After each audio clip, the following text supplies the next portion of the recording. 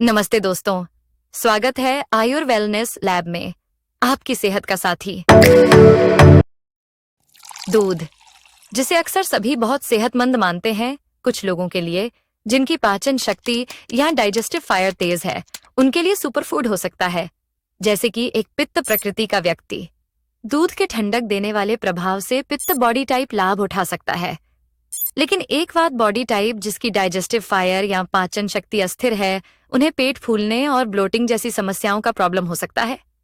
और एक कफ प्रकृति के व्यक्ति में जिसकी पाचन अग्नि धीमी होती है, दूध से बलगम, म्यूकस और भारीपन और बढ़ सकता है। वैसे तो अपने शरीर को संतुलित करने के लिए कई बातों का ध्यान रखना जरूरी है, जैसे मौसम, जीवन शैली, आदतें, मानसिक स्थिति इत्यादि। लेकिन आज हम एक सबसे मुख्य बात पर ध्यान देंगे, पाचन अग्नि या डाइजेस्टिव फायर और दोष के अनुसार आहार, भोजन और शरीर। आयुर्वेद में भोजन को दवा माना जाता है। अच्छी सेहत बनाए रखने के लिए हमें भोजन को समझना होगा, हमें अपने शरीर को समझना होगा, हमें समझना होगा कि कौन से भोजन हमें खाने चाहिए, कभी कभार खाने चाहिए या बिल्कुल नहीं खाने चाहिए। आजकल ऑनलाइन और वेलनेस कम्युनिटीज में उपलब्ध अनगिनत लोगों की अनगिनत थियरीज हैं, जिससे बहुत कंफ्यूजन पैदा होती है। लेकिन एक बात निश्चित है, सामान्य आहार या जनरलाइज्ड डाइट्स व्यक्तिगत अंतरों को ध्यान में नहीं रखती, जिससे ट्रायल एंड एरर तरीके अपनाने पड़ते हैं जो असंतुलन को और बढ़ा सकते हैं। मॉडर्न डाइट्स अक्सर सामान्य हेल्थी भोजन जैसे सैलेड्स, कच्ची सब्जियां या सुपरफूड्स को बढ़ावा देती हैं, जो अगर आपके बॉडी टाइप के लिए गलत है तो हानिकारक हो सकती हैं। इसका मतलब है कि ऐसा कोई one size fits all healthy diet नहीं होती। सेगमेंट 1, आहार। अगर आप बस यह जानना चाहते हैं कि आपके बॉडी टाइप के अनुसार आपको क्या खाना चाहिए, क्या टालना चाहिए, तो नीचे एक बेसिक लिस्ट का लिंक है जिसे आप डाउनलोड कर सकते हैं। लेकिन भोजन और पाचन की बुनियादी बातों को समझना आपको अपने लिए हर बार बेहतर विकल्प चुनने में मदद करेगा। अग्नि या डाइजेस्टिव फायर का महत्व। अच्छा पाचन एक मजबूत अग्नि पर निर्भर करता है। कमजोर अग्नि मेटाबॉलिज्म को धीमा कर देती है, जिससे आम जमा हो जाता है और यह बीमारियों को जन्म देता है। अपने दोष के अनुसार भोजन का चयन करके अग्नि को मजबूत बनाएं। हमेशा ऐसे भोजन चुनें जो आपकी पाचन अग्नि और आपके दोष के अनुकूल हों। भोजन का वर्गीकरण, क्लासिफिकेशन ऑफ फूड। चरक संहिता के अनुसार, जो आयुर्वेद के 2 मुख्य ग्रंथों में से एक है, भोजन को कई वर्गीकरणों के आधार पर देखा जा सकता है। पहला, पाचन की क्षमता, डाइजेस्टिबिलिटी। भोजन को उसकी पाचन क्षमता के आधार पर खास 2 प्रकारों में बांटा गया है। एक, लघु लाइट टू डाइजेस्ट भोजन जो आसानी से पच जाए। उदाहरण, मूंग दाल, कोलम चावल, ताजे सब्जियों के रस। हल्के भोजन में मुख्य रूप से वायु और अग्नि महाभूत की प्रधानता होती है। यह भोजन पाचन अग्नि को बढ़ाता है और अधिक मात्रा में खाने पर भी कम नुकसान पहुंचाता है। दूसरा, गुरु, भारी भोजन, हेवी टू डाइजेस्ट, जिसे पचाने में कठिनाई हो। उदाहरण, उड़द दाल, पनीर, ड्राई फ्रूट, कच्ची सब्जियां। भारी भोजन में पृथ्वी और जल एलिमेंट यानी महाभूत की प्रधानता होती है। यह पाचन अग्नि की बढ़ोतरी नहीं करता, इसलिए इसे अधिक मात्रा में खाने से नुकसान हो सकता है। कैसे जाने कि भोजन हल्का है या भारी?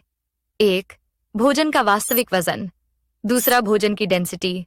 कुछ पदार्थ घने, भारी महसूस होते हैं, लेकिन सबसे महत्वपूर्ण चीज अपने ये देखनी है कि भोजन खाने के बाद आपको कैसा महसूस होता है।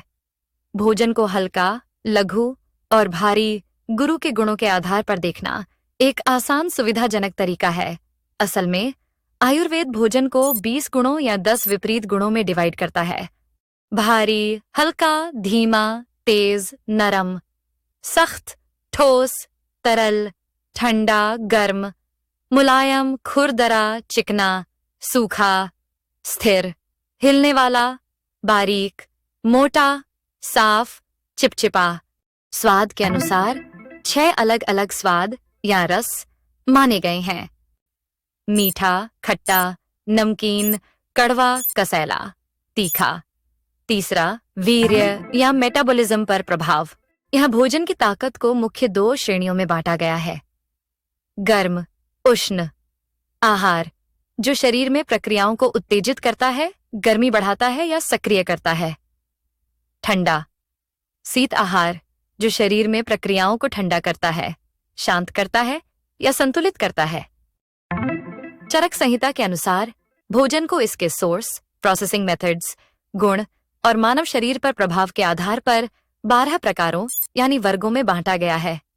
उदाहरण के लिए, शूक धान्य, सीरियल ग्रेन्स, भोजन जो पौधों से प्राप्त होते हैं। मांस, मीट्स, जो जानवरों से प्राप्त होते हैं।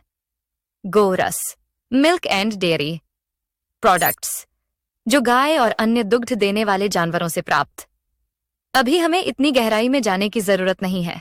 फिलहाल इतना कहना बहुत होगा कि जैसा कि आपने देखा, खाने के पदार्थों की साइंस एक बहुत कॉम्प्लेक्स साइंस है और आपके शरीर की प्रकृति यानी बॉडी टाइप के अनुसार भोजन या तो पथ्यतम यानी होलसम और लाभदायक हो सकता है या अपथ्यतम यानी अनहोलसम और हानिकारक हो सकता है। तो भोजन को अपनी पाचन शक्ति और बॉडी टाइप के हिसाब से चुने तो कैसे चुने? आयुर्वेद का एक मूल सिद्धांत है लाइक इंक्रीजेस लाइक, यानी दोष के टाइप का ही खाना खाओगे तो वो दोष और बढ़ जाएगा। मतलब गुण को बैलेंस करने के लिए उससे विपरीत खाना चाहिए। विपरीत गुण ही संतुलन लाते हैं। आइए स्पष्ट करते हैं कि वात डाइट, पित्त डाइट और कफ डाइट का मतलब क्या है। पिछले एपिसोड में बॉडी टाइप टेस्ट करके आप अपना दोष जान चुके होंगे। अब अगर आप प्रमुख रूप से वात प्रकृति के हैं तो आपको वात को शांत यानी कम करने की आवश्यकता है। मतलब ऐसे आहार की आवश्यकता है जो वात को नियंत्रित करे लेकिन कफ और पित्त को बढ़ाने में मदद करे ताकि आप संतुलन प्राप्त कर सकें।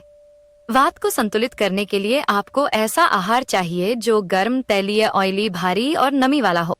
जैसे सूप, दाल चावल क्या ना खाएं। ठंडा, कच्चा, उत्तेजक और सूखा भोजन, फ्रूट, कॉफी, कच्चा सलाद, बिस्कुट। कौन से स्वाद सही है? मीठा, नमकीन, खट्टा। किन स्वादों से बचें? तीखा, कड़वा, कसैला। पित्त डाइट। पित्त शरीर में मेटाबॉलिज्म, पाचन और शरीर के परिवर्तन को नियंत्रित करता है। पित्त असंतुलित होने पर एसिडिटी, हार्टबर्न और चिड़चिड़ापन जैसी समस्याएं हो सकती हैं। क्या खाएं? ठंडा, हाइड्रेटिंग, मसाले रहित, जैसे खीरा, नारियल पानी। क्या ना खाएं? गर्म, तीखा, खमन और ऑयली भोजन। कौन से स्वाद सही हैं? मीठा, कड़वा, कसैला। किन स्वादों से बचें? नमकीन, खट्टा, तीखा, जैसे मिर्च, अचार। कफ डाइट। कफ के भारी और नमी गुणों को हल्का करने के लिए ऐसा भोजन करें जो हल्का, सूखा और मसालेदार हो, यानी जीवन में कुछ छटपटा लाए। क्या खाएं? हल्का, सूखा और मसालेदार। क्या ना खाएं? भारी, मीठा भोजन, जैसे मिठाइयाँ, तले हुए व्यंजन। कौन से स्वाद सही हैं? कड़वा, तीखा, कसैला। किन स्वादों से बचें? मीठा, खट्टा, नमकीन। सभी के लिए जनरल बुनियादी सिद्धांत। 1. भोजन का समय। अपना मेन भोजन दोपहर में करें जब पाचन शक्ति सबसे अधिक होती है। 2. भूख लगने पर ही खाएं, घड़ी के अनुसार नहीं। 3. ताजा भोजन करें। 4. हर भोजन में 6 के 6 स्वाद शामिल करें। अपने भोजन में मीठा, खट्टा, नमकीन, कड़वा, तीखा और कसैला स्वाद संतुलित रूप से रखें, लेकिन इनकी मात्रा अपने दोष के हिसाब से होनी चाहिए। 5. ओवर ईटिंग न करें। अपनी भूख का केवल 80% ही खाएं। ब्रेन तक मैसेज पहुंचने के लिए 20 मिनट लगते हैं कि पेट भर गया है। पेट को पूरी तरह भरने से बचना चाहिए। मुट्ठी भर अनाज कहावत यहीं से आई है। खाना उतना ही खाएं जितना आपकी हथेलियों में आ सके, नहीं तो बाकी ऑर्गन्स का भी नुकसान होता है। सिद्धांतों को समझकर और अपनाकर आप एक संतुलित और स्वस्थ जीवन जी सकते हैं। भोजन को लेकर आम भ्रम। हम अक्सर लोगों को कहते सुनते हैं, अपने शरीर की सुनो। लेकिन अगर आपका शरीर मिर्च खाने की डिमांड कर रहा है और आप पित्त प्रकृति के हैं, तो आप किसकी सुने? यहाँ समझने की बात यह है कि लोग अक्सर स्वाद के लालच से या शरीर की आदतों के हिसाब से भोजन चुनते हैं। कुछ चीजें एडिक्टिव भी होती हैं, यानी उनकी लत लग जाती है, जिससे क्रेविंग्स साइकोलॉजिकल होती हैं, न कि फिजियोलॉजिकल।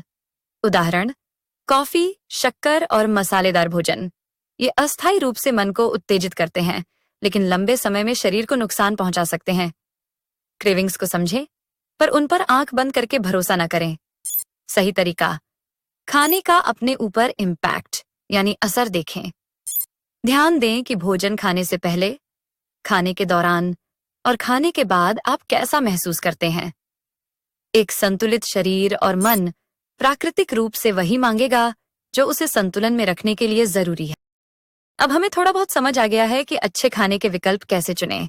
हालांकि अपनी पसंद को बारीकी से समझने और बेहतर बनाने के लिए कृपया अपने क्षेत्र में किसी आयुर्वेदिक डॉक्टर से संपर्क करें और अपनी विशेष समस्याओं पर चर्चा करें।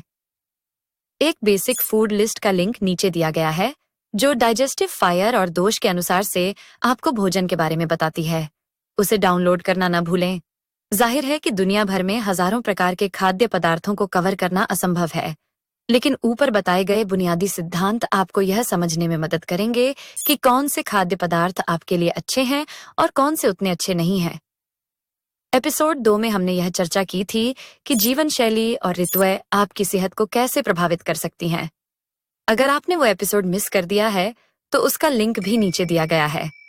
आप चाहें तो नीचे दिए गए लिंक के माध्यम से डॉक्टर हीमा नानावती से भी संपर्क कर सकते हैं। किसी भी विशेष सवाल के लिए आप हमें लिख सकते हैं और हम आपके सवालों का जवाब देने की पूरी कोशिश करेंगे। आयुर वेलनेस लैब देखने के लिए धन्यवाद। मैं हूं बानी। लाइक, सब्सक्राइब और बेल आइकॉन दबाना ना भूलें। आयुर्वेद अपनाएं, सेहत पाएं।